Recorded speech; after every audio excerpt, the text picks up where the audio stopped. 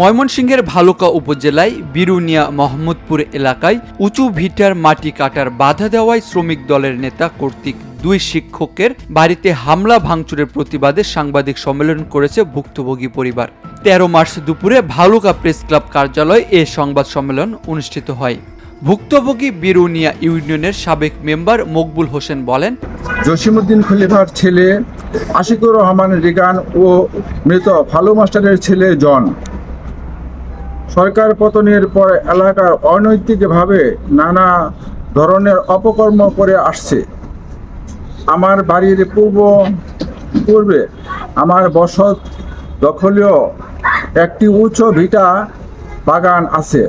ওই বাগান ভিটা থেকে রিগান ও জনের নেতৃত্বে 20-25 জনের একটি দল ভিটার গাছপালা কেটে জোরপূর্বক মাটি কাটার উদ্দেশ্যে বেকু দিয়ে মাটি কাটার চেষ্টা করলে আমরা বাধা দিলে মাহমুদপুর গ্রামে পৈতৃক উঁচু ভূমিতে বাগান এবং ফসলি জমি থেকে বিরুনিয়া ইউনিয়ন শ্রমিক দলের ভারপ্রাপ্ত আহ্বায়ক আশিকুর রহমান রিগানের নেতৃত্বে মাটি কেটে নেওয়ার প্রস্তাবে রাজি না হওয়ায় গত 6 মার্চ মোহাম্মদ মনিরুজ্জামানকে ভালুকা পৌর এলাকার মেজর ভিটা থেকে ধরে নিয়ে সাবেক এক চেয়ারম্যানের বাসায় নিয়ে 300 টাকার স্ট্যাম্পে জোরপূর্বক স্বাক্ষর নেয় এবং ভিডিও ধারণ করে। আমি আইনের সাহায্যে বাধা দেওয়ার চেষ্টা করছি, আপাতত হেরা মাটি আমার আনতে পারে নাই। এরপরে কাহিনী হইল,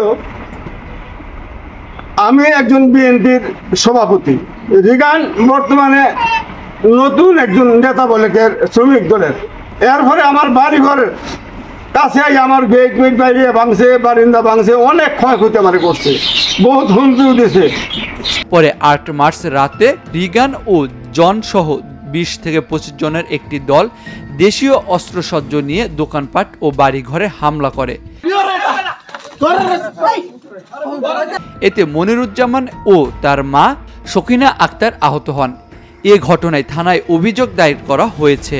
সংবাদ সম্মেলনে মনিরুজ্জামানের স্ত্রী বালি জুরি সরকারি প্রাথমিক বিদ্যালয়ের শিক্ষিকা শামিমা নাসরিন জানান, রিগান ও জন ওই ঘটনাকে কেন্দ্র করে বিভিন্ন রকম হুমকি ধমকি দিচ্ছে, ভয়ভীতি দেখাচ্ছে। তাদের ভয়ে তারা জীবন সংখ্যায় আছেন। নামাজ পড়ে বাসায় ফেরার পথে রাস্তা থেকে আমার স্বামীকে রিগান ও তার দল সহ জোরপূর্বক এই নাসির চেয়ারম্যানের বাসায় নিয়ে যায়। তারপর তার হাতে 20,000 টাকা ভিডিও করে দেয় আর জমির জন্য স্ট্যাম্পের লিখিত সই নেয়, আবার টাকাটা তারা ফিরিয়ে নেয়। সে বাসায় আসে। তারপর 11 তারিখ জমিতে বেকু যখন যায় তখন আমরা বাধা দেওয়াতে আমাদের উপর হামলা করে। আমার শাশুড়ি বাধা দেওয়াতে সে আহত হয়। এমত অবস্থায় আমরা আমাদের জীবনের নিরাপত্তা নিয়ে শঙ্কিত। আমরা আমাদের জীবনের নিরাপত্তা চাই ও আমাদের সর্বশেষ সম্বল জমিটুকু ফেরত চাই, জোরপূর্বক স্ট্যাম্পে স্বাক্ষরিত স্ট্যাম্পটি ফেরত চাই।